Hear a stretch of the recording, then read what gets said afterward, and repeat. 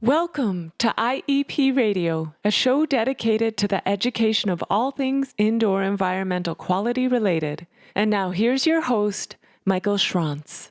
Welcome, everybody, to IEP Radio. This is episode 11, and today we're going to be talking with Eric Dorninger. Probably when I think about all of the clinicians I've worked with over the years, one of the best, closest relationships I've had. I have the utmost respect for this guy. He has taught me so much, brought me into his circle of trust, and learned so much about chronic illness. And, you know, it's this whole village thing that we've been talking about on this podcast. You know, it's multiple angles that's working together with people. And as an IEP, we're trying to diagnose that at home. But, you know, that doesn't mean we understand health. We're not trying to play doctor out there in the field. And I think that's where a lot of us go wrong, where we need to take a step back and learn about the clinical side of this, looking at those patients and see how we can synergistically, you know, work together, find that testing and see how we can help answer questions of exposure and help address that ultimate goal, maybe of recovery or sanctuary, that sort of thing. So I'd like to welcome to the show, Dr. Dorninger. Thank you very much for taking the time to speak with us. Wow, circle of trust. Yeah. Meet the Fockers, I'm in, baby. Yeah, so good to see you, Michael. You know, you're my partner in crime on this dynamic duo approach we have to do for getting SIRS patients to the finish line. If we can't get these people into clean, good quality air, it's an obstacle to cure that we cannot get out of the way. And then cases get confusing. We were just chatting a little bit about how you might also have comorbidity, you might have mast cell activation syndrome, or you might also have cerebral palsy, or you might also have a gastric bleed, and SIRS might participate in that in regards to Richie seeing something like mild gastritis and higher amounts in our SIRS patients because of the lack of MSH and border protection these patients have for their tubal linings. But at the end of the day, if you can't clear biotoxin pathway and get that reset of hypothalamus regulation of the body, these patients are going to have all kinds of other shenanigans that they're doctor hopping for. So And without you, I'm telling you, you guys always smile and think I'm hitting on you because of the bromance I have for anybody who is able to really get down and dirty with me and say, is this building frigging clean? And the reason that's so dear to my heart is I've just seen so many failed experiments with glutathione or tonifying systems or versions of functional medicine or misdiagnoses because we can't get real with the criteria that define SIRS and the first step. You need to be in clean building. So it's crazy, you know. There's so much. I mean, even in the last 2 or 3 minutes, what you've just absorbed and heard from Eric, it just shows you how complicated it can be. It sure is a far step away from like that typical doctor's visit where you go in their office for 8 minutes, they check vitals, treat for symptoms. Even a lot of us IEPs now know that story to be true. It's crazy how somebody who maybe started in a conventional medicine approach in school can transition. And I don't want to pry too much, Eric, but what about your background? I mean, how did you get involved in functional medicine, if I'm even saying that right? Yeah, it's a good question. So I thought I wanted to be an ER doc, actually. I started riding with the ambulance, and emergency medicine makes sense to me. But I realized that the job of the ER is to make sure you don't die today. That's it. And it's a big job. It's an important job, but I have to make sure if I was an ER doc, sew you up, make sure that you're not bleeding out, make sure you're not taking your own life if you're in suicidal crisis, et cetera, et cetera. Then I just discharge you back to your dysfunctional physiology, right? I just send you back out there and you're off having multi-symptoms, multiple systems involved. You're just miserable. You're financially struggling sometimes. You're cognitively struggling. Sexual function isn't there. Ability to have a good workout and get out in nature isn't happening. And I just said there's got to be a better way. So when I was riding with the ambulance, I'm grateful for the exposure I had for all the miracles of modern medicine and things like drugs and surgery and what we can do to manipulate and override biochemistry to keep people here. But 2/3 to 3/4 of all medical problems are chronic illness. These are people who are not in the ER, or if they went in, they went for a UTI for the 5th time and no one figures out why they keep getting UTIs. And then they're discharged back into their life. So I had a vision, a true vision of healthcare and what could be in this world. And I was telling a platonic girlfriend at the time, she and I were BSing about healthcare. And she said, oh, that's naturopathic medicine. There's this philosophy you're envisioning is naturopathic medicine. It already exists. You're not the first one to think this way. And I went on this thing called the internet back in the early 90s, and up came Bastyr University in Seattle, National College of Naturopathic Medicine in Portland, which is now National University of Naturopathic Medicine, or Nunham, and Southwest in Arizona. And there was literally the school name, address, and telephone number. And you called the telephone number, got your swag bag of all the pamphlets and all this cool stuff. And it was something called the therapeutic order that lit my heart on fire. I mean, woke me up. And I had been through my own health stuff. I had a interesting run with drugs and alcohol, and my health was not a good expression of life potential and how I wanted to live my life. And I really had, I'll spare you all the details of my personal journey, but this massive brush with death and not feeling well that made me say, all right, got to find my purpose in life. And as I started to heal myself, this pursuit in a better way to do healthcare became my passion. And the therapeutic order is what drew me to it. And I actually spoke on this at the Arizona conference with Dr. Shoemaker. If you remember, I overlaid the therapeutic order with my hair is raising, with Richie Shoemaker's biotoxin pathway treatment protocol. Right. And the very first step of therapeutic order is remove obstacle to cure. And because cure is such a loaded word, we say remove obstacles to healing. Right? Because a lot of times our patient population, your client population, we're taking from a D- or an F up to maybe a C+, B- to start. And then we try and polish them to a B+, A-. They're probably never going to be an A+, but nor is their friend who's going type 2 diabetes from pub grub and, 3 Vice beers every night. Yep. And their sedentary lifestyle and being overtaxed and all that other stuff. So if you get these people up to B+ physiology up from a D- F, they're pretty stoked on their new quality of life, and they can engage in marriage and be a better parent and start making money again and so on and so forth. So it was that remove obstacles to healing that blew my mind. I said, that's how my brain is thinking. I got to go hang out with the bumblebees who are also thinking that way.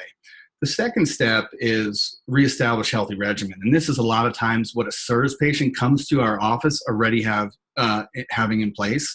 That's things like kick toxic relationships to the curb, drink healthy water and drink lots of water and stay hydrated, eat healthy food. A lot of our SIRS patients are paleo.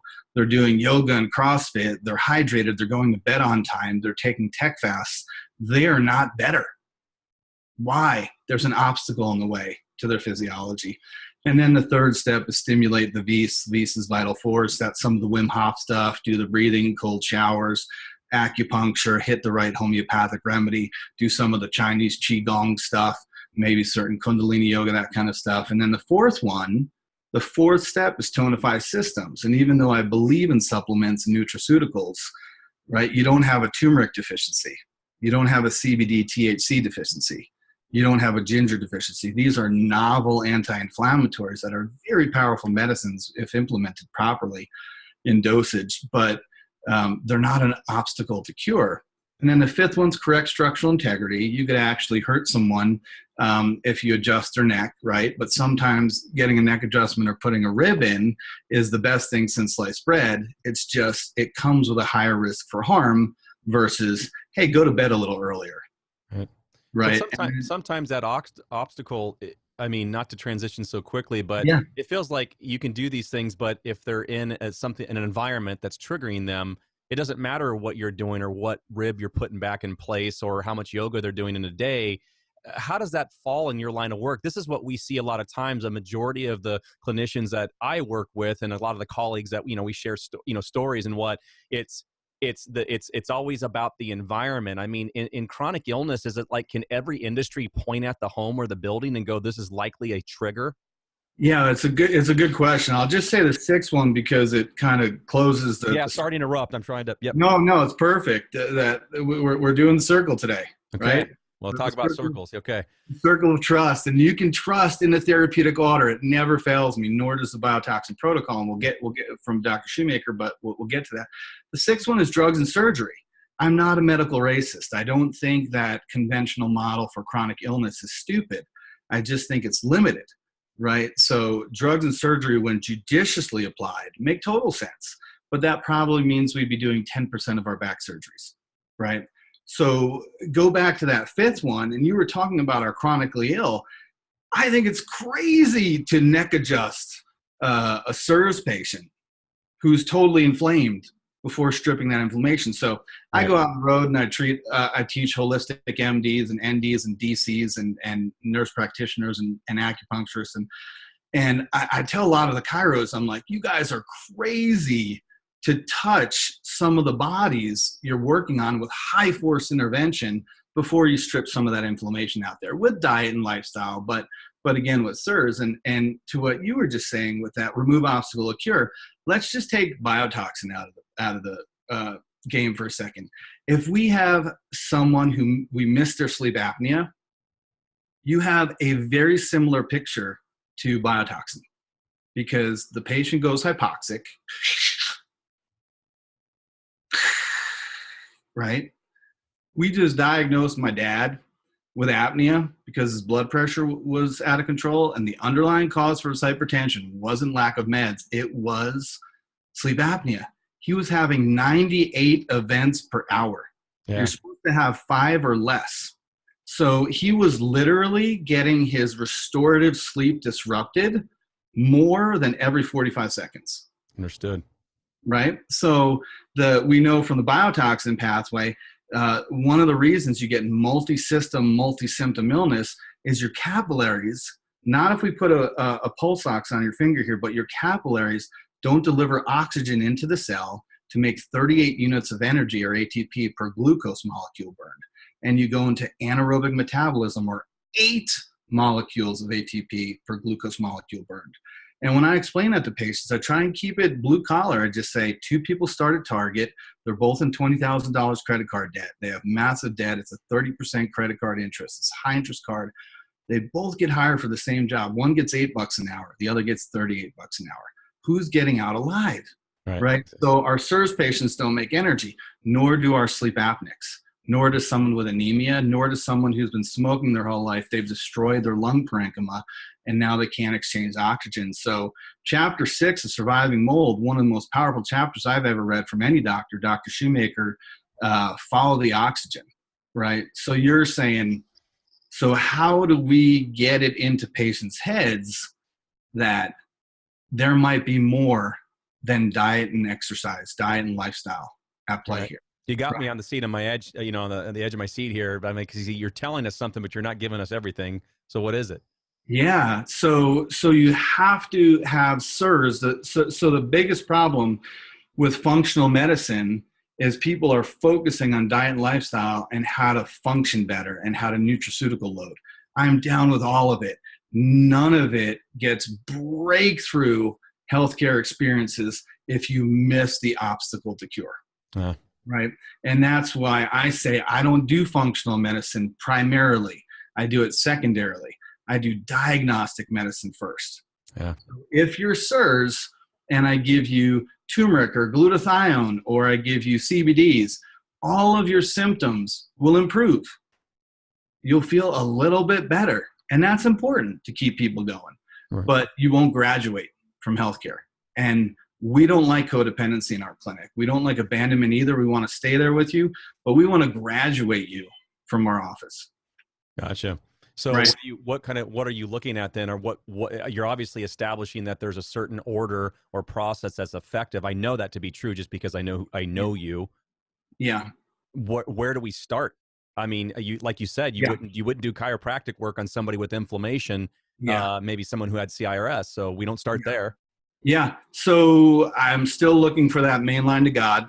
I want to just have my red phone and call them and be like, what is the underlying causes for this patient, right? Fair enough. No one's given me a crystal ball that works yet, Yep. right? So when a patient comes in and they have this laundry list of symptoms, which, by the way, conventional model calls diagnoses. This is a problem. IBS, irritable bowel syndrome. Yeah, thanks, doc. I could have told you I'm gassy and bloaty and my bowels are irritable all the time.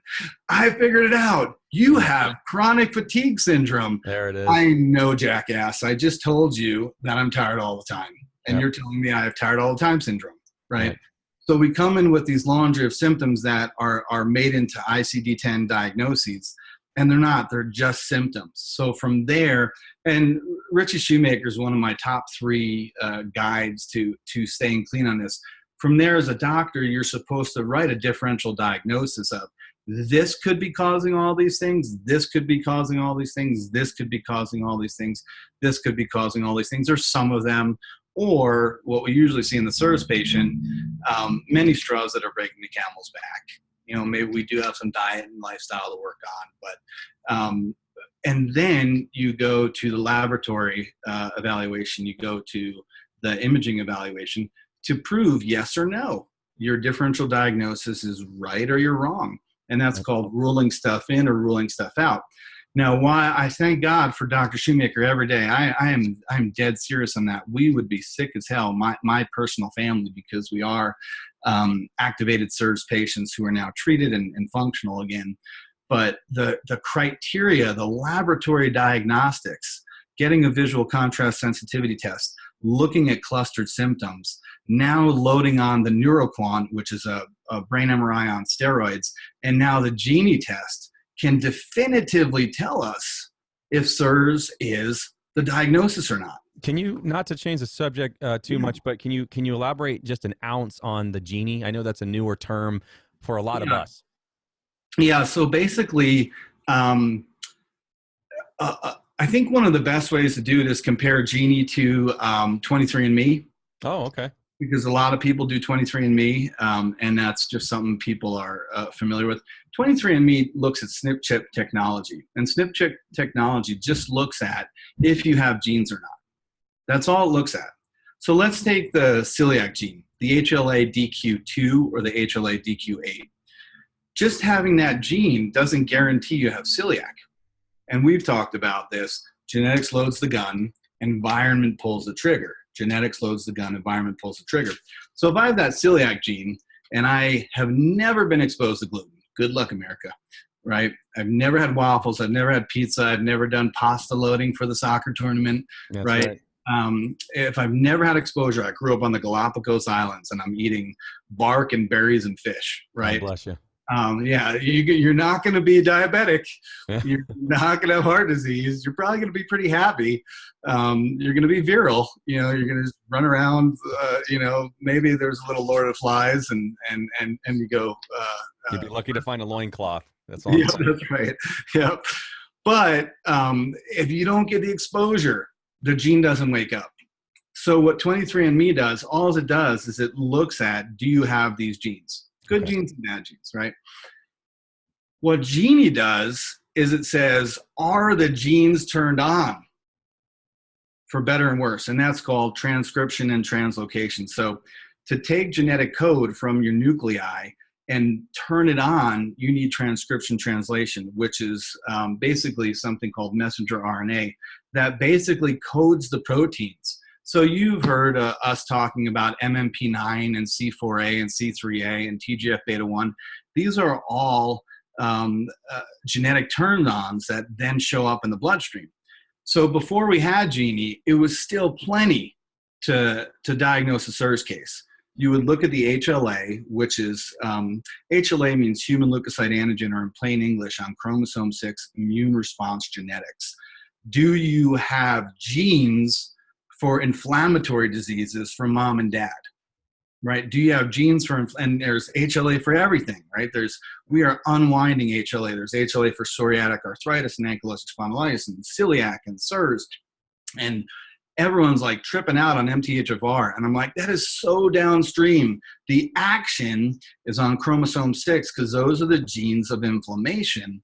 And that's what I deal with all day. Dealing with dementia, inflammation. Dealing with calcified plaque in the arteries, inflammation. Dealing with depression, inflammation. You saw Dr. Ackerley's presentation in Arizona. Yep. Every single mood disorder has elevated interleukin-6, which is an inflammatory marker. They're all based on inflammation, attention deficit, schizophrenia, depression, autism, ADD, yada, yada, yada. So what we had initially from Richie's hard-ass work, I mean, unbelievable what he's done over the last 2 decades, is we had the gene and we could look at what I call performance markers to show, is that static gene we looked at turned on. Interesting. Right? It was a little bit of a leap's not the right word, but it was. Could you say ancillary data? It was just something to indicate. That's right. And the reason I'm so confident in that method is because Richie proved that you could use those performance markers to prove exposure, and then to prove the treatment was working, and then to normalize the patient. Yeah, right. Right. Now, what Genie does is it can tell us if you think Michael Schranz, and this is where you're on the hot seat, brother. If you think Michael Schranz's clearance testing is true or not, and they're only living in the building you cleared, we can see if actinomyces or endotoxin or molds are still turning on inflammation in that body. Right? And that's where it gets really exciting. This would be, I was going to say that this would be, this is a fantasy in the making, because back in Salisbury, I think 2018, when they had little, surviving mold get together, I think Dr. Jimmy Ryan, who's been a big part of this whole transcriptomic research and that whole thing, we were trying to dumb it down, probably of all the audience members, for me the most, and talk about what can this help us do. Never mind the clinical approach, you've already kind of shown that value, or at least indicated it. For IEPs, how does that translate in very plain English? And here's the very plain English. There may be a day, you could say maybe qualitatively there already is this, but there'll be a way that this solidifies to the point where a doctor can call you up with a mutual client where there's permission to talk, and they could be, we know that there's a gram-positive bacteria causing inflammation in this home. We want you to focus on that. And it's one more opportunity for it's one more tool for us to use and correlate to save these people money, not waste it. Because this is the issue, is a lot of the testing in the field, people are spending arguably thousands of dollars in the end just to assess, not even necessarily to remediate, repair, and maintain sanctuary. Right. And so I would be, hot seat for the validity of my own testing. Yeah, you're right. I've never claimed perfection. In fact, most of my reports are disclaimers about all the limitations, because we do respect what we know and don't know. But what I would argue is, I'd love to have something like that. How fantastic of a tool would that be to talk with Mr. and Mrs. Smith, the patient, and say, well, we have spoken with your doctor, and he or she has indicated that you have upregulation, downregulation of a particular gene, and we can tell that this is the type of contaminant that can cause it. It may not even be microbial related. It may be chemical, household products, off-gassing of building materials. It seems like the sky's the limit. Well, and I think you're laying the future where we are already trying Robin Hood. Remember, rich people get SIRS too. And it's no joke. You can have all the money in the world and your life still sucks, right? Because your physiology doesn't work. But that's where we try in Robin Hood. We serve them at our highest, and then these tricks that you're suggesting, Genie is expensive. Genie is a pain in the butt to draw. You have to dry ice it. It can only get pulled on Monday. You need an in-house phlebotomist if you want to micromanage it and make sure it gets done right. And it's not a refined test in regards to practicalities yet.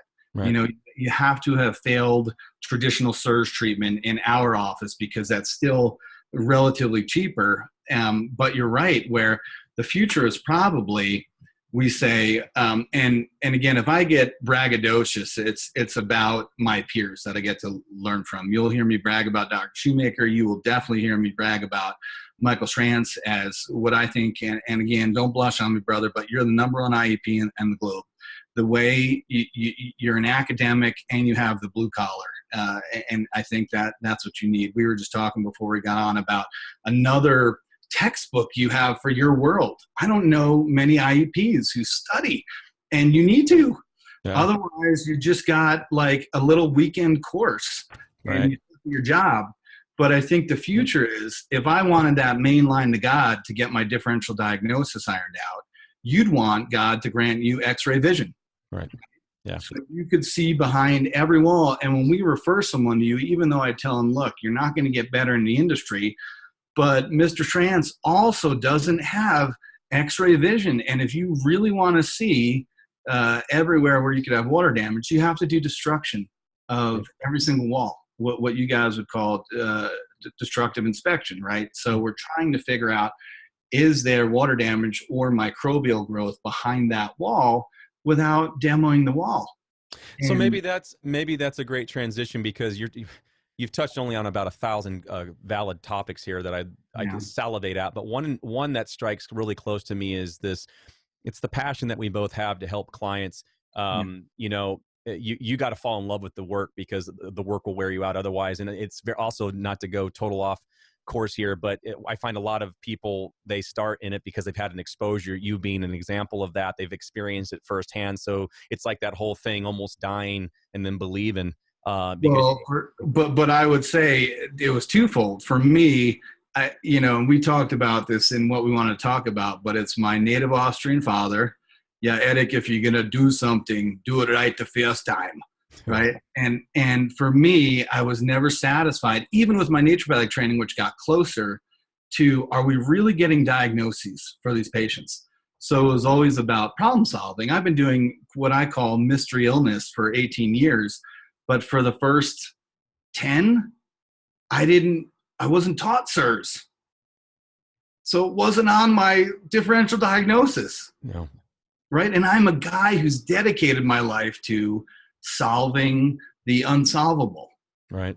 So you're never going to, I mean, it would be a rare day with pigs flying over the moon for your average primary care to pick up that we need to run SIRS on you. Right. And that's where we have to bring this into the naturopathic medical schools and the conventional medical schools. And it's so weird that Richie's been so turned away by his own alma mater, Duke University. I mean, he's a juggernaut. So yes, I appreciate the passion, but for me, it's like I always wanted to solve problems. Then I truly think it was divine intervention where God wanted me to understand just how hardcore this illness is. Right. And that's where we've talked about, I've had 41 isolated water damage experiences in my one home. Yeah. And that's where, you know, at the risk of sounding haughty or stupid or just being goofy, I'm a better IEP than most of them out there. Oh, there's no doubt. I know clinicians that are quick studies, and you know, I know guys and girls that are out there practicing, who they're just old dogs, and right, wrong, or indifferent. They not to get, you know, totally off topic, but it's important here, and that is they don't even understand the difference between looking at an exposure from an acute standpoint, like your arm's going to fall off, there's 20 square feet of mold, there's clearly an issue, versus the model, which is more typical of what you and I see, which is a house that otherwise presents well, meaning visually it doesn't look that problematic. And yes, there's exceptions. There's the moldy crawl space in the basement, or the musty smell, those sorts of things. But it's just, when we are fighting the good fight for chronic illness, it implies that it may be low dose. It may be of a low concentration that most people are okay with. So the same home that someone's going to live to be 120 in is the same home that the wife or husband is having a problem to the point of not functioning, bedridden. And it's complicated, because where do you throw your money at? We would be lying to those listening if we acted like this is a mainstream, well-established practice. This is tip of the spear. We know a lot, but we don't know a lot because we've known it for centuries. We're learning it. We're acquiring it at a fast pace. It's been incredible. The journey has been such an opportunity. I'm doing my best to keep up with chapter 1 on this stuff, and just try to connect the dots, all for the same reason as I want to make a change and help people. That was the point of this podcast. The creation of it was to be able to help these folks hear you give this perspective. And you mentioned something earlier. You mentioned, I think it was the HLA, or the genes were the gun, the environment was the trigger, or something to that effect. Genetics is the gun, loaded. Yep. Not shooting any bullets. Yep. right? And the environment, which again, depending on which HLA we talk about, is the drugs you take, right? And at one dose of antibiotics wipes out your gut biome forever, right? Now, again, in naturopathic world, we try and say for freaking 30 years now, 300 years ago, Father Knipe said, treat the gut, treat the gut, treat the gut, right? We feed you sauerkraut. We're trying to get that gut biome back, right? The air we breathe, the food we eat, the chemicals we take in, right? If you want to get depressed, but also kind of fired up, watch The Devil We Know on Netflix. That was all about Teflon and the toxin C8, which is now found in 99% of human blood. Great. So you go to Chinese, you pull their blood, they get C8. Australian C8. The only place they found no C8 is in blood they pulled on American GIs who were in Korean War before they were exposed to Teflon on the market. Yeah, there it is. Right. Yeah. But now you're not using Teflon. It's in your 3M couch so that your wine spill doesn't screw it up. It's in your Gore-Tex that we just wore in Winter Park for our ski gear. Yep. Right. So we all have C8 in our households somehow. And then the one that but I think there's been a lot more focus on chemical exposure. Joe Pizzurno, one of the founders of Bastyr, is really good about that. We talked about Dr. Carnahan. That's, I think, more her passion is chemical toxicity. Mm-hmm. What people blow off is the air quality. And you say tip of the spear. And I love that you're not trying to cause a riot or be Chicken Little, but the tip of the spear is 1/4 of 400 million Americans have the HLA for CIRS, water damaged buildings. Right. 1/4.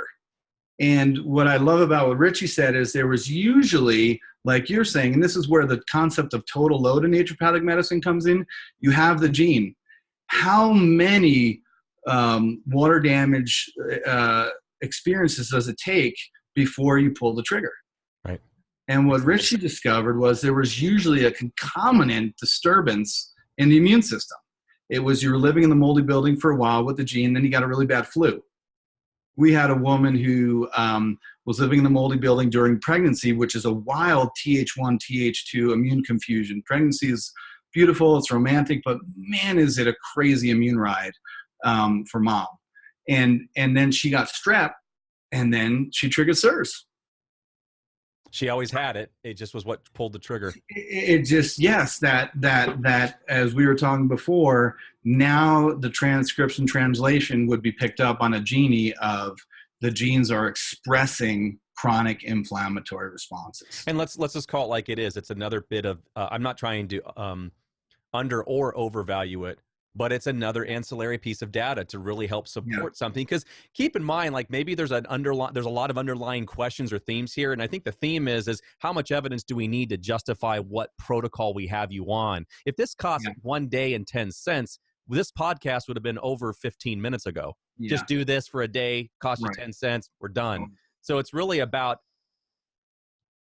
being able to get as much data we can to express a long-term chronic issue, which is very hard for a lot of people, understandably so, in an old model of thinking to appreciate and do anything about. So they remain in that moldy or water damaged building, or they I can't tell you the number of clients that I walk into, or even before I'll talk to them on the phone. It's kind of an intro. Let's get to appreciate your situation, see if I can even be of any help. They underplay leaks, and you go out there and, I had a little leak there, but we fixed it, no problem. The bottom shelf of their kitchen sink is warped, and it's like, this wasn't a little leak. We had a little sewage backup, but we got right on it. But it's loaded with contaminants. And it's, we're not suggesting that we know because you've had those events that definitely had an exposure, but these are the low-hanging fruits in the world of chronic illness. You want a high-hanging fruit? Try finding a little bit of mold hidden in the wall when there's no plumbing source and it's on an interior wall. It really is an art beyond the science that we do use. Yeah. Well, I think you bring up 3 guilty parties for me. And this is where, and again, I just want people to critically think more in this country. That's all I'm praying for. And I don't think we have a Republican problem. I don't think we have a Democratic problem. I think we have an integrity problem. And I think there's no better example of that problem than in construction practices. It is the cheesiest, lack of integrity, no pride, all about the bottom line. How do we just whip up crap, collect our money and go, right? And again, it comes back to my dad him and his sister were 2 of 9 children who immigrated to the States in the 60s. And I have 7 aunts and uncles across the pond, and my cousin lays tile. And when you see how that guy lays tile, it's a Picasso. And he does it for him. He doesn't do it for the homeowner. It's because his ethics, his pride, his integrity is on the line. This is my work. And you leave where he tiled. It is exquisite, right? And he always had that drive to do things right the first time. Yeah, right? We're cutting corners in the world we live in. We are, and I'm like, when I listen to our politicians, I'm like, hey guys, you're both right. Yes, we need safety programs. Yes, we need to figure out how we're going to pay for them. There's just like, everyone gets so emotional, and there's 3 guilty parties to emotionality. There's the patient or the client whose house you're evaluating. There's the IEP, and there's the practitioner. Okay, let's hit on it. And the only thing that I have control of is being honest with, this is your obstacle to cure.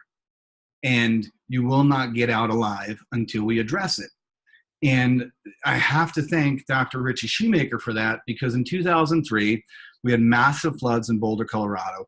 My side street here, Pitkin, was 40 foot wide, about 10 inches to 2 feet deep water, just a river going down.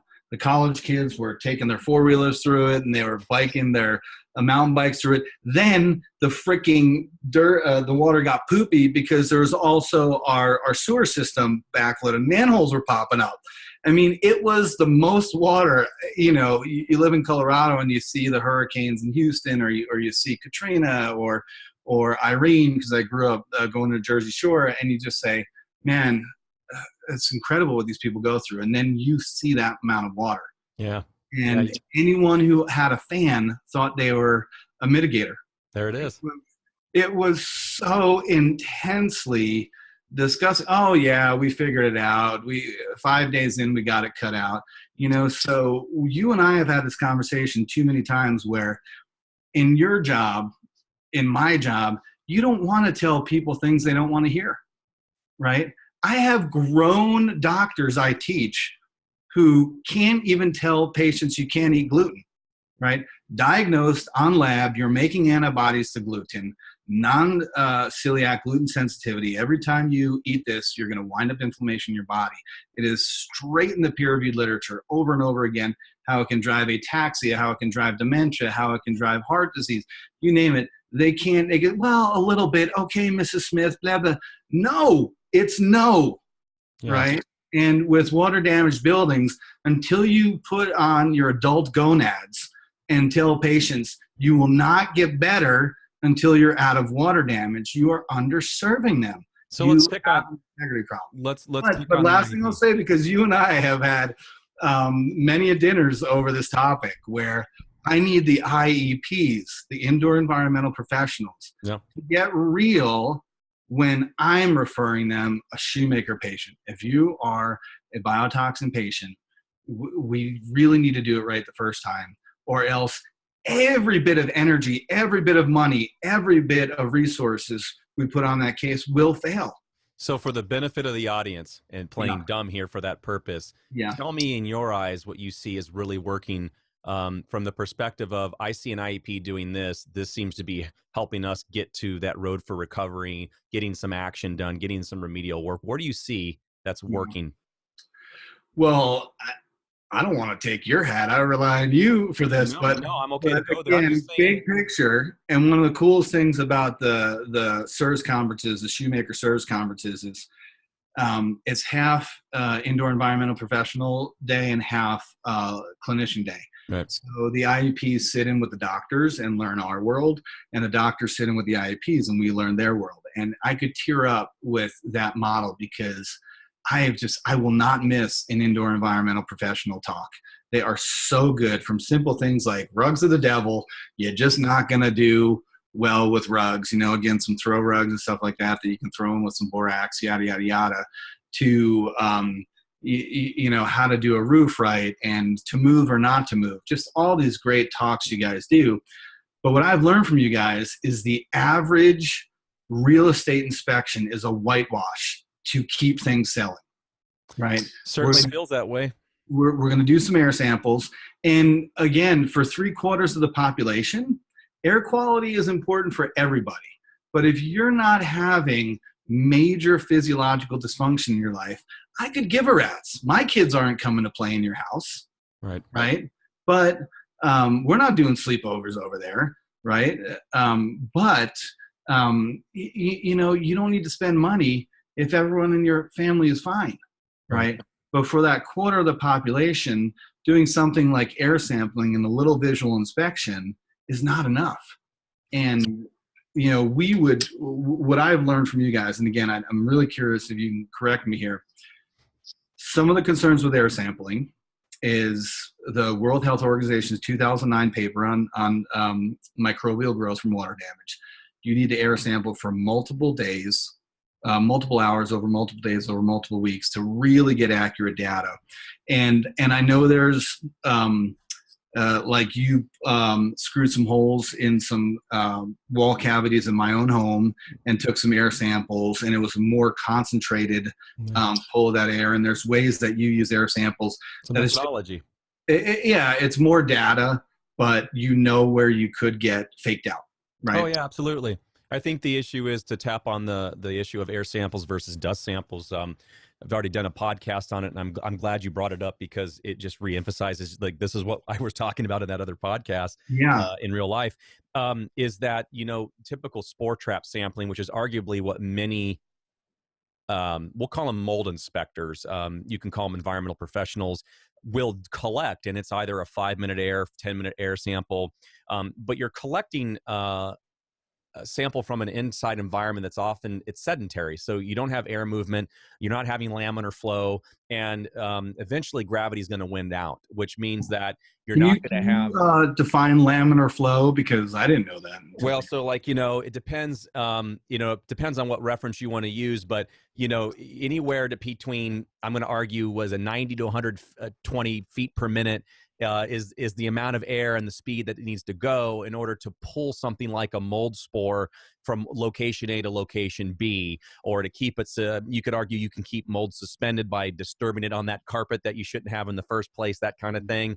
But eventually it's going to settle out. And so here you have this individual that comes in the home, sets a pump up, collects a sample, and trust me, air sampling gets bashed too much. I know a few people in the industry that just make it sound like the devil. It's not the devil. It's that the people that are selling it aren't doing the education properly. That's the devil. And so it's not that they're worthless, it's that they're worth less. And so they're not detecting the mold fragments. And the mold spores that are being looked at under a microscope, which is this spore trap sample, arguably there perhaps is a better representation of them on the surfaces versus in the air of this sedentary environment. So, I can tie in like 1,000 things. I'll limit it to like 2 or 3. Take Dr. Shoemaker's work where he tried to take the EPA model of a dust sample known as ERMI and he wasn't really concerned with the graph that the EPA created, where there's a lot of debate, and I would agree with the debate. I don't think it as a general tool, as a graph, it's appropriate. You get a lot of false positives, I think, too. But I call it ERMI good data, bad reporting. Right. Because individually you can look at the physiology of the mold and see patterns, like orders of magnitude. You have to consider other factors. But what Richie did is he was saying, listen, what number is what it is. I'm just saying whenever the patients didn't have a 2 or less, they didn't recover. And if their C4A levels were over 20,000, it had to be a 0 or lower. And, he evolved. There was another iteration comes out and published in 2011 from him and Richie Shoemaker and David Lark. And it's this study that says, well, yeah, it was a good tool in its time, but it's evolved, and we have a little bit of too much relapse that we're comfortable with. So let's fine tune this and create a new modeling system called HurtsMe. It looks at 5 criteria molds. It's not necessarily the 5 most toxic mold, people. It's the ones that were the most representative for water damage. That's the whole point of, are you living in a water damaged building? Who are we to know? We don't have a hotline to God that says, is this particular species going to affect Mrs. Smith more, or is it going to be, Mrs. Brown? And was this tracked in by a plumber who was just at a water damaged basement? Oh yeah, cross contamination. Does the sample actually reflect my home? This is why the subject is so fascinating, because you can go like 8 locations at the same time. But on the task of air versus dust was argued, and there's plenty of older literature that reflects, the value of a dust sample, but it has to be recognized for its limitations too, which is when you sample that dust, does it represent a source in the home? Does it represent just legacy or buildup over months or years from an outside source? Does it represent the plumber's boot that you just brought up a moment ago? And regardless of all those options, which, by the way, it would be nice to know all that, and there's ways that, in other podcasts, I'll discuss how do we look at that. That may not matter for the clinician, because it's not like Richie Shoemaker had a pair of tweezers when he was looking at the mold structures and the fungal fragments, which there are arguably. I'm going to do this only because I told you I brought these documents up if they load up. There's arguably way more fragments in an environment for mold, if we're talking about microbial sources, than there are actually mold spores. And so the guy or girl that goes in there who is just looking at mold spores may miss an exposure that is in fact occurring, that is preventing recovery. Use the model of a CIRS person. And that you get this reaction, and this is something that you've argued about to me, about that you have a classic mold inspector, goes out, does a couple samples, does not find the fragments. It's not identifiable in a spore trap. You can't see it. And then they say you have no problem. Now the mold inspector also becomes a self-appointed clinician on site and tells your patient, you're fine, you're safe, there's no issue. They come back and report that to you. You give them the bad news based off of your markers, your research, and saying, no, you're showing exposure. No, I don't think it's the granola bar that you're eating. And maybe it is. That's part of your role. And it's confusing. So dust samples is probably a better measure a lot of times, but that's not without always considering what is in fact the question that we are asking. In fact, a lot of times I'll still take air samples because I have seen an air sample detect things that a dust sample did not. So it's not a perfect world, but that's what works for me to help define exposure and help us locate sources. You use the example of a wall cavity sample to say, I think there was a leak here. I know there was a leak here. My husband, and maybe this was the gonads comment you were talking about earlier, but my husband does not want to spend $2,000, $3,000, whatever it is, to properly remediate that to known best standards. I wish I had some ancillary data, there it is, that we can sample in the cavity to kind of show that, there's a source here, and we know that wall's not hermetically sealed. And oh, by the way, we found Catonium globosum, a mold species that's a pretty reliable hydrophilic, water-loving mold indicator of damage. And we also found in that dust sample that Dr. Dorninger had you sample. Gee, I wonder if this is where it may be coming from. Well, let's get it remediated. Having the strength, the knowledge, the education to talk about limitations, but also to recognize some of those limitations and say, and this is why we're having you remediate this. So let's talk about that. So real quick, just to sum up what I've learned, some basics of air samples is you need to really sample the air in multiple areas. Sucking air out of a wall cavity is probably a more concentrated experience. The actual spore trap itself is too large for a lot of the molds we're looking at. Some of the molds we're looking at, like Eutomium and Stachy, tend to be dank and sticky like marijuana resin, and they're going to be more... Dr. Dorninger hails from Colorado, just for clarification. Yeah, that's right. we hail out of the great experiment here, right. In the Green Rush. And if we could just define limitations of both air sampling, but also Swiffer cloth dust collection. But you brought up the most important thing in my experience, which is we usually, even when we get to the data, you come out and you do everything right, and we actually find some concerns. If it elucidates that the obstacle is the husband doesn't want to deal with this. Yeah. They want to stick their head in the sand and say, this is not happening, this is not happening. They don't want to deal with it emotionally. They don't want to deal with it financially. They could have been to the Mayo Clinic and back again, and they're already 70,000 K in, and they've been dealing with this son or this daughter who's been sick forever, right? I'm not judging that they don't want to deal with it. We just now have added the obstacle to cure is now a resistant, sabotaging family member. Which, by the way, is in my practice, at least when there's a spouse or partner, 50% of the issue. Even if it's on a scale like it's just there's a little bit of resistance, but there is some reluctance to help. And then there's the flat out. I've seen the people get divorced in front of me. And if we pull back a little bit on that lens, we say, look, we're not here to judge anybody. We're here to keep that integrity, that honesty of what's driving the illness. And we spoke earlier, these patients also come in with SIBO. They also come in with MCAS. They come in with these other disease processes that are absolutely not going to clear until you address SIRS. Right? And what we're figuring out with the Genie, which is exciting, is are there subtypes of SIRS? Is there, like Dr. Bernstein talked about in Arizona, is there a mast cell activation or a high histamine SIRS patient? We're going to be able to tease those things out. But what I can tell the audience is you're not going to finish MCAS if you're concomitantly CIRS. You're not going to finish SIBO. You need MSH to animate the gut lining. Is that picture clear for you as a clinician? Like you're trying to navigate which thing do we tackle first. To the audience member, I'm guessing they're like, I have no clue. That's why I'm paying you. Yes, well, 100%, because we're pulling reproducible data, and that's the only reason. So again, in my differential diagnosis, in some way, I'm no different than. And obviously more experienced, and I do this day in and day out, but I'm no different than, like, if I have a really smart engineer who has a critically thinking brain and really knows how to use PubMed and really starts scouring the internet and knows how to call, BS from quality articles that aren't trying to sell you something, and they can reference that to PubMed, they can start creating a differential diagnosis themselves. And a lot of times they'll say, I think I have this SIRS thing, secondary to water damage building. And I say, wow, you failed your VCS. You have 10 of 13 cluster symptoms. We should for sure look at that. But by the way, a severe apnea looks exactly like SIRS. Right. So it's about being open-minded and actually knowing. I am not mold happy.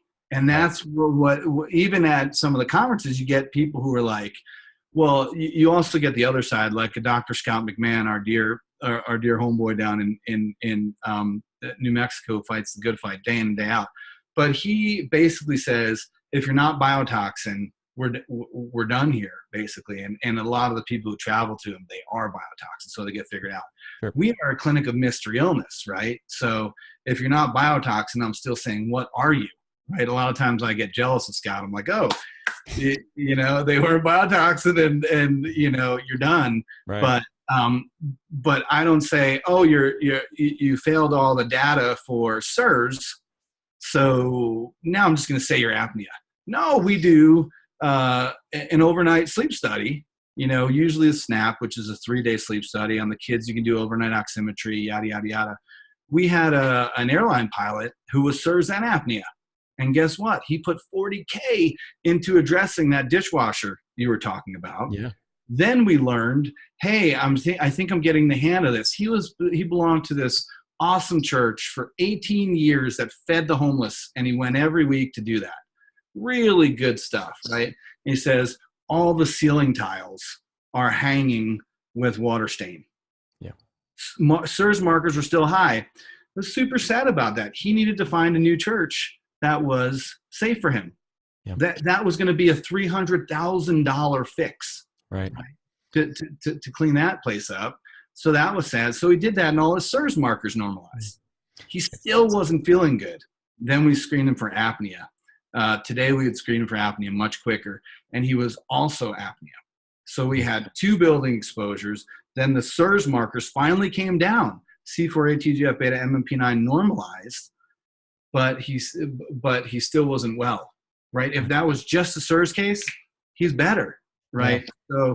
So in bringing that back to what we were just talking about, the whole thing drives on integrity, right? And why I'm so grateful for you and I'm so grateful for Dr. Shoemaker really is, if we didn't have the heavy lifting he did to prove the pathway and to prove that the protocol works, I wouldn't know what to do with mold.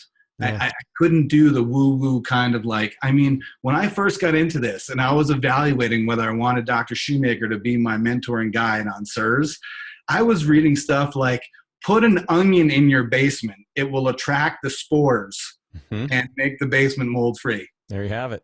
I mean, and listen, I was SIRS illiterate. I was mold illiterate too as a doctor, where everyone in my house was fatigued. My little guy with double dreaded gene, he was so profoundly sick and got so awesomely better when we did the protocol. I thought we were off to Children's Hospital for juvenile rheumatoid arthritis because he had this chronic joint pain, headache, tummy pain, and constant fatigue. And there's so many days of school. We cleaned up the home, we got him through the protocol, and everything resolved, right? So I got to see it firsthand. But if it wasn't for Dr. Shoemaker's reproducibility, we wouldn't have reproducible data markers to say you're SIRS or you're not. And that's what prevents us from being mold happy.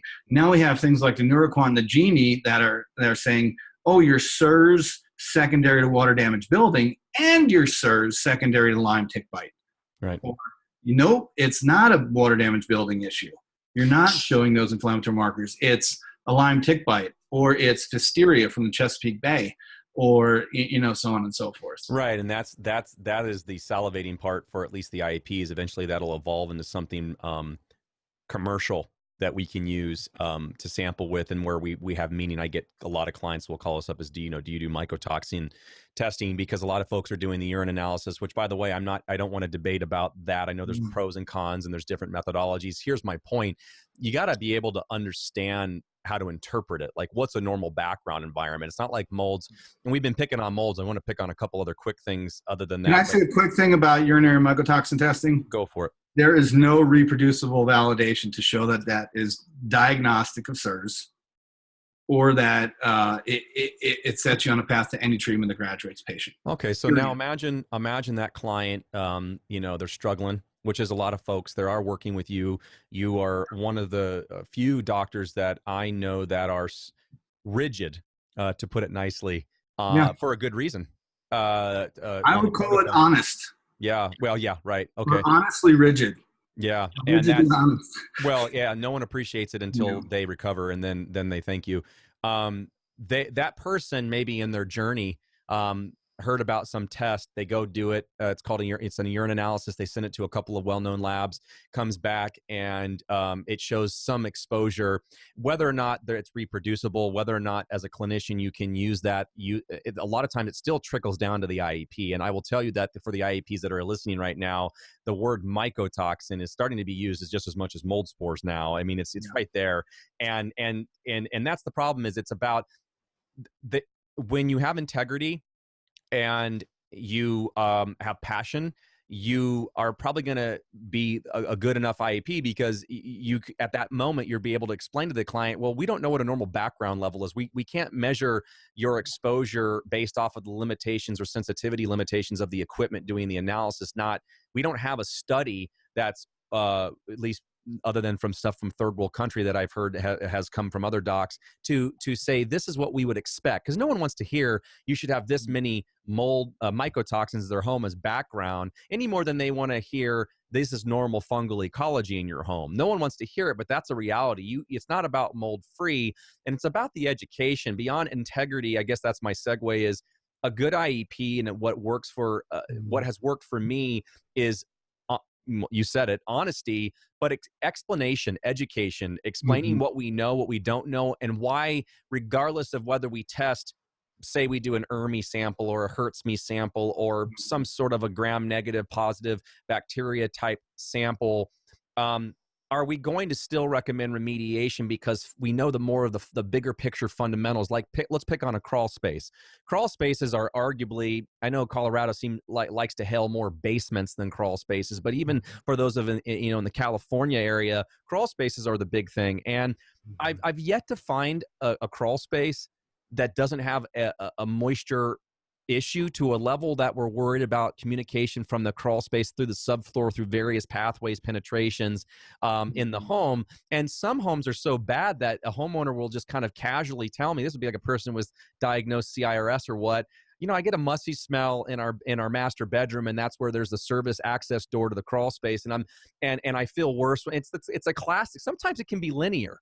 You can look at it and go, well, I can't prove this like a murder case, but you got this big elephant in the room that maybe you want to address. And it's easy when the solution is $20 in weather stripping around the access panel door to prevent that pathway or to minimize it. But sometimes that's not enough. It becomes an issue when you tell a client they need to install some sort of moisture barrier, dehumidification, and exterior drainage solutions around their crawl space that may equal $30,000.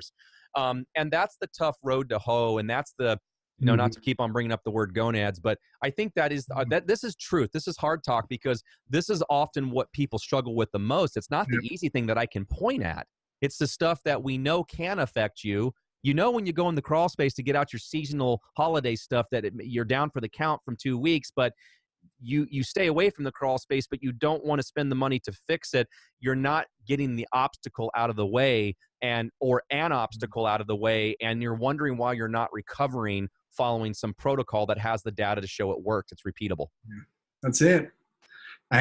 Who is that? Is it Allstate? Mayhem? They do the character Mayhem? Yeah, right. You and I could go off on like 50 SIRS commercials and be like, I'm a crawl space that wasn't vented properly, or you could be like, I'm a gutter and I'm a stoned Colorado roofer and I smoked too much weed that day and didn't put in the gutter right. It's like, and it all comes back to the integrity of construction practices is the biggest issue here. And construction defects. Yeah. If you have the gene and you don't get the exposure, who builds flat roof buildings? We do in Arizona. This is what we do in schools, right? And then we're like, now Timmy needs Ritalin and Jenny wants to kill herself. Right. And why don't we pull SIRS markers on those kids? What I find with the level of depression and suicidal ideation, a lot of those cases are SIRS. And I will self-disclose my story of having a flagrantly elevated MMP9 and how I wanted to drive my car into a telephone pole because I was so flagrantly depressed from a chemical marker. You and I are both blue-collar backgrounds who graduated to middle class and get to live a blessed life, and we're passionate about what we do. And my life circumstances at this point are really reasonable. You shouldn't want to drive your car into a telephone pole. Right. If your MMP9 hits 1023, your blood-brain barrier is broken open, inflammation is spilled into the brain, you have brain on fire, you will not feel good, right? And I think it's so important to just pull that whole conversation back to an integrity issue. And if someone spends $700 on urinary mycotoxin testing, I try and have the grace to sincerely slow down the conversation and say, I'm not here to pick on any practitioners. I'm just telling you, I'm bummed we spent $700 on the test that we could have used toward mitigation. Well, you're true in that. Okay. We don't have time to waste money on misdiagnoses. We don't have time to waste because, and hold your thought because I want to hear it. But as kind of blue collar background guys who made it to the middle class, I'm sure you feel a sense of relief when you get on a house and you're like, this family's affluent enough to do the testing I actually need to hold honesty and integrity on. Did this building truly get a shakedown? Did I really evaluate this building so I can give them clean diagnostics? And even then, we know we've had you on cases where you were the hero of the day, and that's 9 out of 10 times. And then there's about 10% that despite all the tools, despite having your brain, we're still not going to find every water damage exposure unless we do You're not only right, but that's the difference between me and the other guy is that, and there's other good colleagues that practice the same discipline, is for those 10%. Part of that story also includes knowing that limitations with the client ahead of time, not surprising them at the very end, and then saying, by the way, maybe there's something here that we can do holistically. Think of it like your equivalent in clinic practice as good dieting or more yoga. Maybe there's a timing issue. Likewise, you don't crack somebody's neck with high inflammation, just like you don't necessarily clean a house. Maybe if there's 20 square feet of mold, on the living room wall, you might want to address that first, or else it's redundant or not as effective. But are there ways in a more humid climate we need to get that moisture level down? Are there filtration methods available to help lower smaller particles that won't settle out with gravity and diffuse like smoke in the environment? Knowing that good house cleaning efforts are also part of that plan. Can we bring in fresh air? Mechanical fresh air from the outside done the right way to dilute the contaminants that an air filter won't collect. Can you expand upon that? Because I think we've had 3 cases, 3 clients you've been in where that's made a difference with your leadership on that. That's an important. I think the issue is eventually whether or not we've it's all about, the term I use is drawing the line in the sand, and people ask me, where do you draw the line in the sand? Well, I go, not as your doctor, but as an IEP, I go where the history and or the visual evidence stops. So if there's evidence of a problem, I'm going to pursue it, but I'm not going to say to you, because there's a lot of fear factor and there's a lot of scare tactics, right or wrong. Social media is really causing a lot of grief. That's another podcast that says you need to rip the whole building down. It's like no building, first of all, is a bubble, a sterile bubble. It's about is it enough? Is it clean enough? So when you get to the point where you've identified potential sources and or pathways and you have addressed them, there's thousands of examples that we're not going to go into right now. You start to also get into the issue of sustainability. So think of it as a 2-prong approach. Prong 1 is assessment and diagnosis of the home and removal of that obstacle. Phase 2 is prevention of it happening in the future. And so it's with air filtration, what we're trying to do is say, we're not trying to sell you a bill of goods here. We don't think that if you put a portable air filtration device, I think they all work pretty darn good, to be honest with you. And there's a difference between that and purification, which if we have time, we'll get into, versus a whole house system where you have a furnace or a heat pump and you put that standard little filter in there. This is a part of the whole. And I learned this actually from one of the high value clients that you were referring to, where that was the phrase she loved to use, was it's part of the whole. Air filtrations is part of the whole. It's saying there are smaller particles that can stay suspended and do stay suspended. Think about those mold fragments we were talking about sooner that can be removed. I'm not worried about 99.97% at 3 microns. Great, let's get you there with a nice, good, efficient filter, but it's not like 85% sucks. And keep in mind, that's per pass. And so you want to filter the air to totally lower the total load or burden of particulate.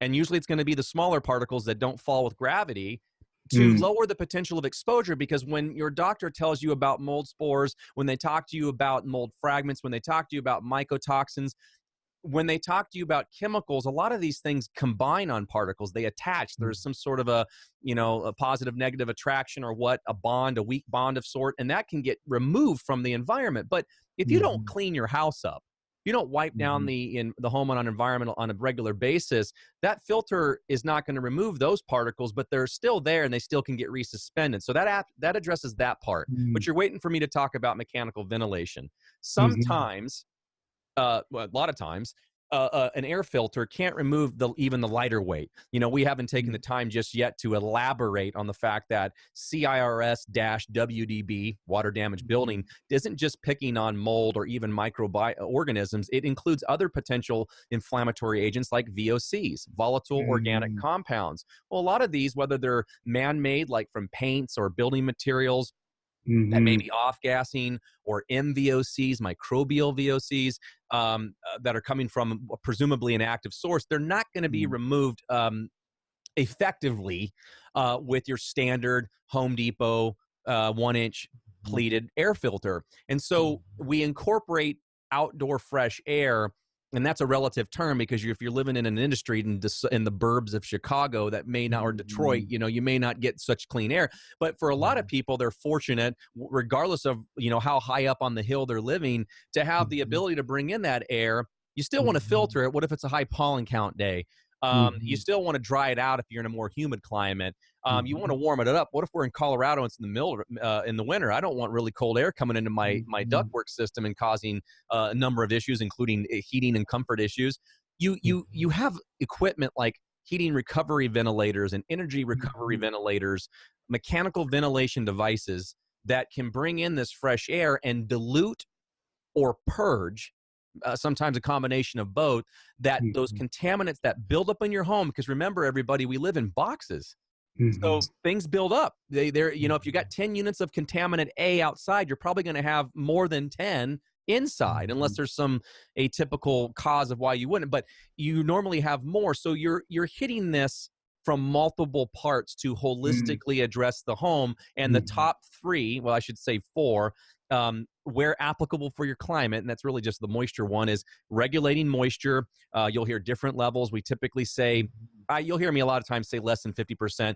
40 to 60% relative humidity is a pretty safe margin. And it also kind of is the best of a lot of different worlds, like reduction of dust mites, not low enough to be worried about viruses or exposure in drier climates or respiratory issues.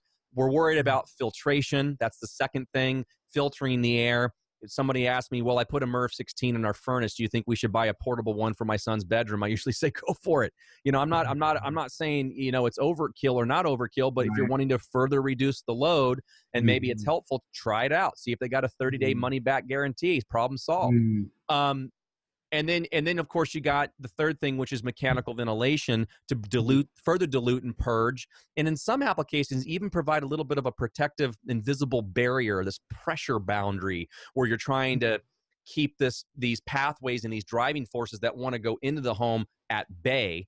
It's not like a shield, something out of a superheroes movie, but it's just a long-term holistic, like eating healthy preventative. And then finally, it's living, it's lifestyle. If you are somebody with old carpeting, if you're a hoarder, if you got a lot of surface areas, that it's not that we think you're sniffing or snorting or licking those surfaces, but that contributes to the total picture. And your Miracle air filtration unit that's tucked in the corner in your living room is not just going to suck all the particles out of the air. They're not going to beeline it towards the filter. They're going to diffuse somewhat the way they're going to go. And that's why you can't tell somebody, well, if you just put a better filter in there, you're probably going to solve everything. Usually it's multi-pronged. For the people that can afford it, they'll usually do all of it. What we try to do is not leave those hanging when they're on a week-to-week budget. We try to find, well, what is the low-hanging fruit? Well, I don't know what the low-hanging fruit is. If you live in Hawaii, maybe the low-hanging fruit is your moisture control. But if you're in Colorado, we're not really worried about moisture control. Maybe it's lifestyle changes before you're throwing $2,000-$3,000 towards these types of equipment. Yeah, I just learned a lot. I'm going to have to.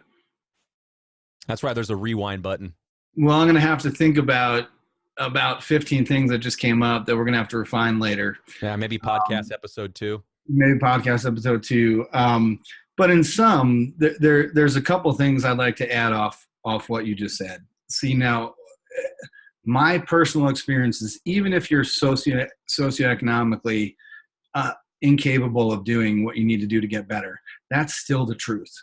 And what I found other practitioners do is they try and come up with shortcuts that do not work, that spend money anyway, even if it's 10, 20% of the money, we need to do it right the first time.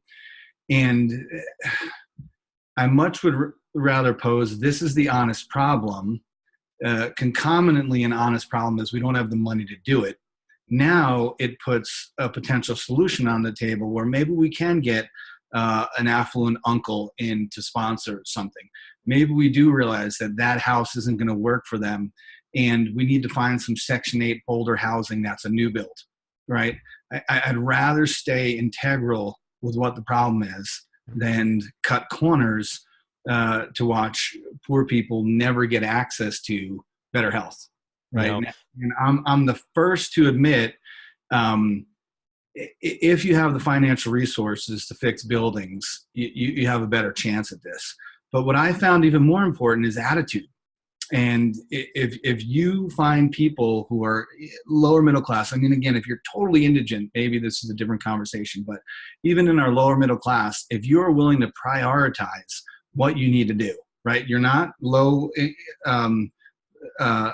socioeconomic class and walking into our office with an iPhone 10, right? Because there's that story too, where people are tight on money, but the way they prioritize their money isn't to get to clean building. And that's where we just try and keep the conversation honest throughout. That's all I really want. And then I want to teach people how to be empowered, not panicked. And I think what you're bringing to the table is this concept of naturopathic medicine, which is total load. So there's lots of straws that add up to break the camel's back on a building. And maybe if we can't get out of the building, but we have $900, we buy a IQ Air Professional Series and put that in that sick child's bedroom, and at least start turning over air in that 10 by 12 room. Right. And we get into the weeds, Eric, because you start, and then I mean, as a solution, you're saying, well, can we talk to the apartment management and talk about removing that carpet? Because we also know that would help you further with the reduction of particulate, and then let's track symptoms or whatever it is that you're working with your clinician on to show progress or exposure. And I want to share something that I've been observing anecdotally, and I mean this anecdotally, is this sicker, quicker phenomenon.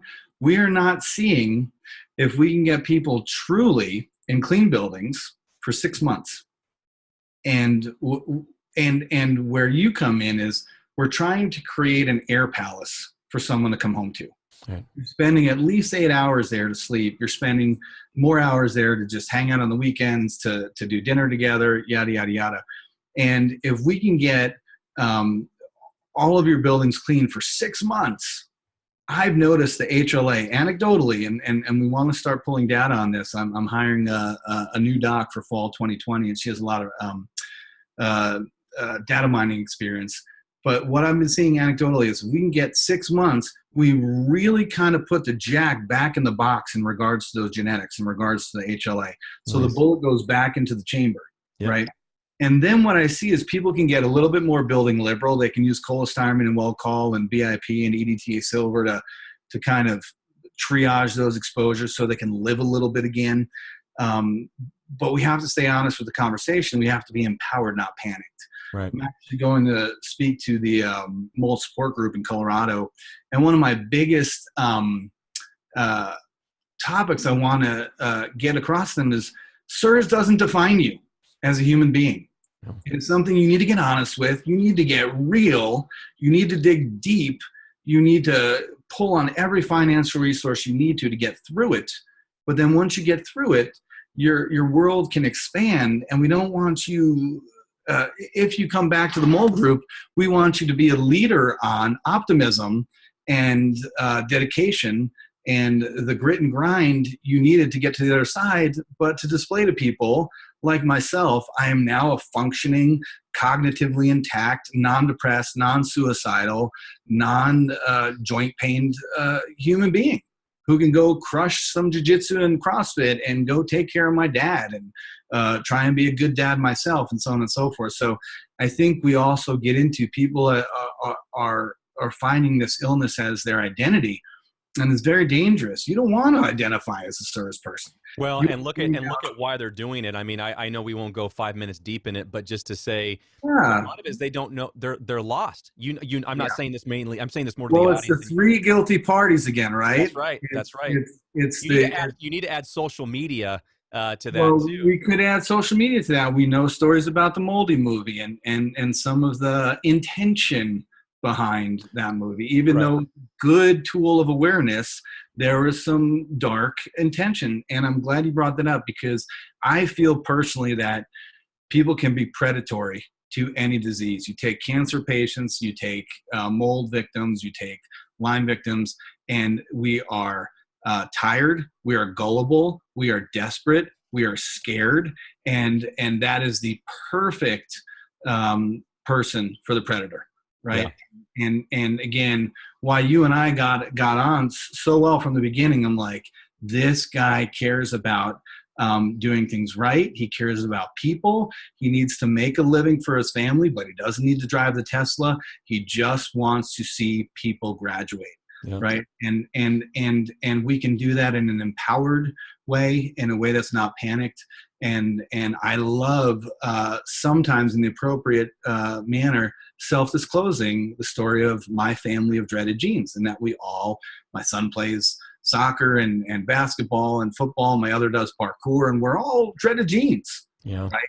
And again, we can't go to a school that is documented moldy and expect everyone's healthy. We can't have our own home unfixed water damage and expect to live the way we're functioning right now. Right. We just got back from Winter Park, and guess what we rented? We rented a new build condo, right? That was statistically my best chance. And on Airbnb, it said, don't mind the non-5-star. We just put our place on the market. And I actually did a little real estate research and saw that those are just developed. Sad to say, when we left, one of the windows had a little bit of cracked caulk, a little bit of water staining, but the place was totally fine because there probably wasn't enough time yet for this to turn into a mold brew stew. Right? So look, you nailed the whole thing about not letting this thing define you. I understand that there's the outliers, the people that are really in bad shape, but that's not what I'm seeing subjectively as the theme. I've had the true privilege to work with either virtually or on boots on the ground with, it's got to be now thousands of clients, and the theme is more that people do have control of their life, but they know that something's not right. But there are the outliers, and usually the outliers are the ones that are running from a mold spore. Got news for you. Since you've been listening to us talk, you've inhaled a bunch, and that's just normal. And your body, you don't live in a bubble. And I won't rehash totally everything you said, but that is a huge point. You talk about truth is having to reel back in or pull people off the ledge of being that susceptible. We even start talking about, I'm gonna do the best I can to explain the science of this and the physiology of this. But beyond that, maybe there's some neural retraining. I don't know what your opinion is on that, but I've heard a lot of subjective. I've seen things like DNRS, if people commit to it as a complementary therapy, be profoundly beneficial. Right.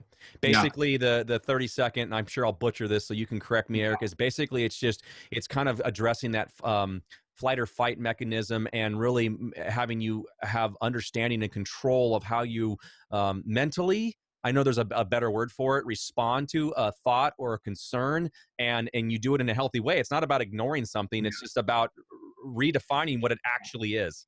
Well, I would say, and we don't have the data yet to show the logistics of it, but the immune system is under the control of the brain, right? And the brain is under the control of the immune system, right? So we're probably going to see that some of this brain retraining helps dampen genetic expression of chronic inflammation. We don't have proof for that, but that's probably what is happening. I will say the reverse, where I've never seen DNRS heal a SIRS patient. Right? It's only the Shoemaker protocol. You have to remove the obstacle to cure.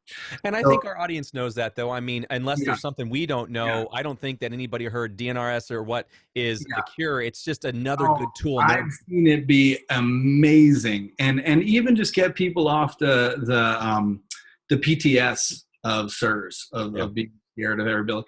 Empowered and panic, you walk into a cafe, it smells like a wet dog, it's not your cafe. You walk back out. You don't, right? You're watching your kid play basketball at a school that's a little bit funky. You're going to reboot your cholestyramine and your Welchol. You know, there's ways to do this. You're not 2 weeks later, you still feel like dog do. You call Dorninger's office and we pull some markers to see if C4A and MMP9 went batshit again on you. You know, your life is not over. It's most of our patients get healthier than they've ever been before if we can follow the protocol succinctly. So I got to go run and jump in a cold river, literally, for a birthday party. That's fine. My buddy turned 42 and he wants to go for a hike and then do a little Wim Hof.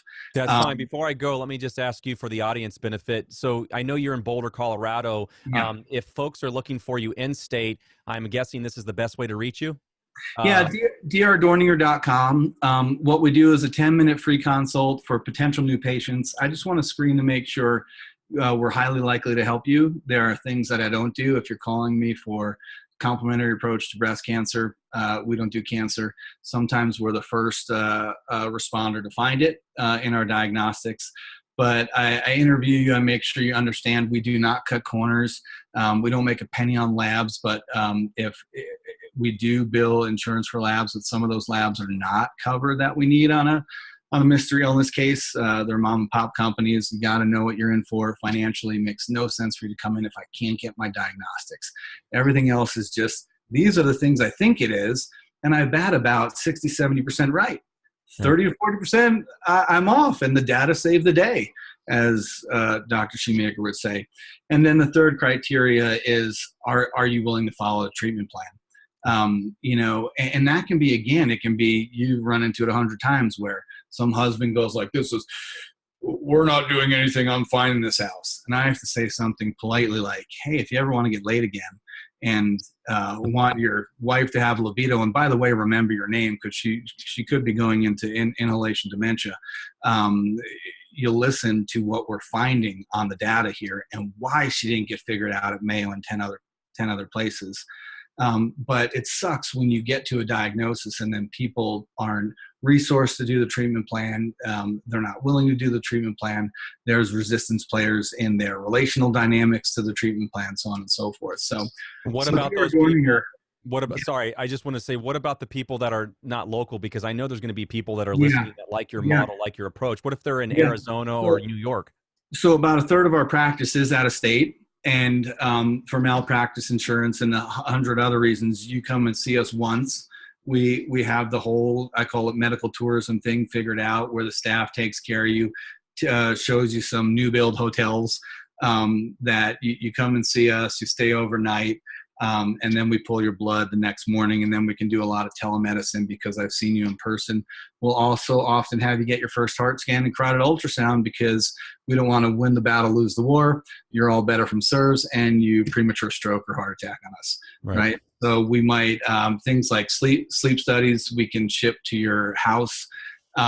We do have a facility that does NeuroQuant, and we can pull Genie for the most complicated cases. Now, because of Genie's cost, we're not doing Genie on everybody. I'd love that data. As you know, Genie is just getting rolled out. It's just getting refined. But we do have a handful of SIRS patients who are doing everything right, and they're not better yet. It's about 5%, and that's who we're using the Genie on at this point. What are we missing? And I bet, as you know from the conference, we're probably going to see there's an actinomyces exposure, or there's an endotoxin exposure that we're not picking up with traditional IEP methods yet, and have to get into some of the funkier stuff. So that's certainly the hope and the goal. And listen, Eric, thank you for your time. I know you're a busy man, and it means a lot. We have to keep it rolling. It's for you and I, it's overwhelming, and we've dedicated our lives to this. Right. And we have so many chapters. I don't think people know that you did HVAC before doing all this. Right. If you have someone who did blue collar boots on the ground construction or HVAC, they have such an advantage as an IEP because they know how to think like water. They know how to think like bad construction practice problems. They saw it getting built improperly.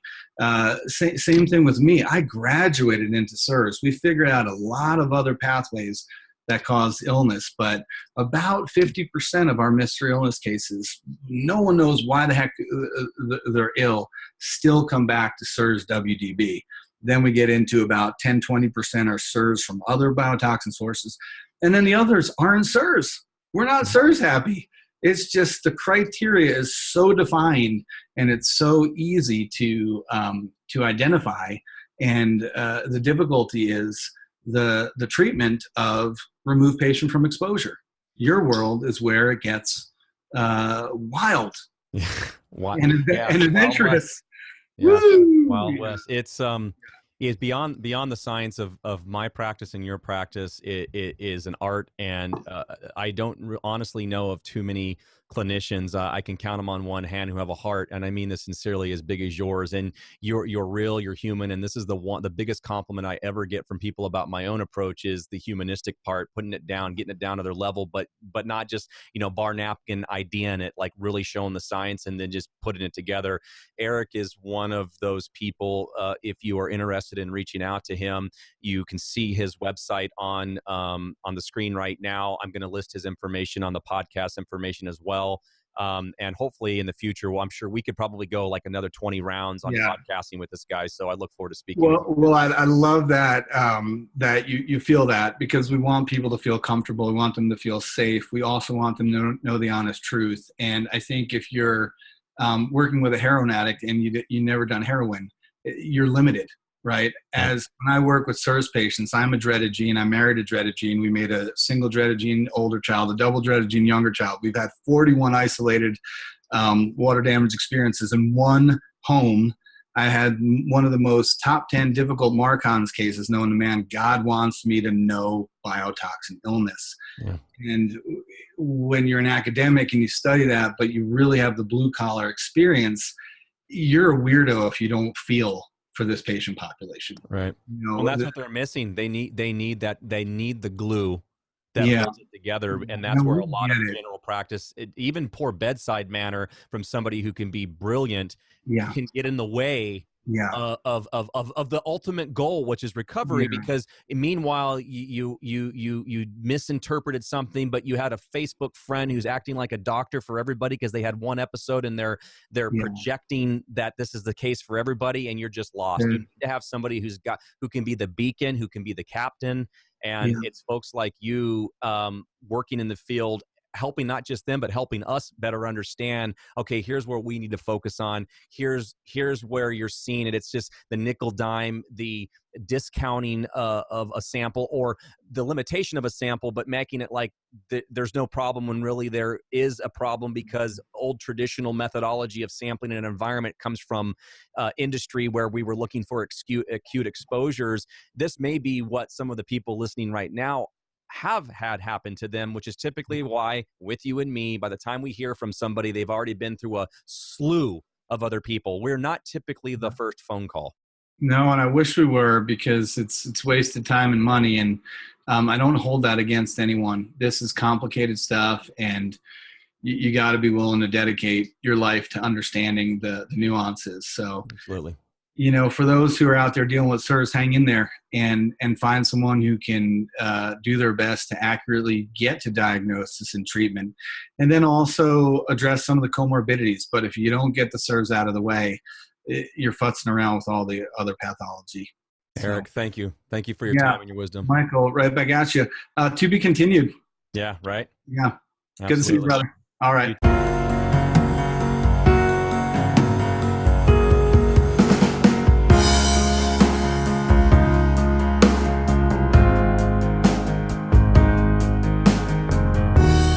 The content of this show is for informational purposes and represents the sole opinion of the host and its interviewees only. Any reliance on the information provided in this show is done at your own risk. Additional opinions and/or research may change our current view of the topics spoken in this show. We do our best to minimize any inaccuracies presented and make legitimate efforts to back all comments with our own field experience, independent literature, or studies that support the topics discussed. This information should not be used to make conclusive decisions regarding your health or exposure.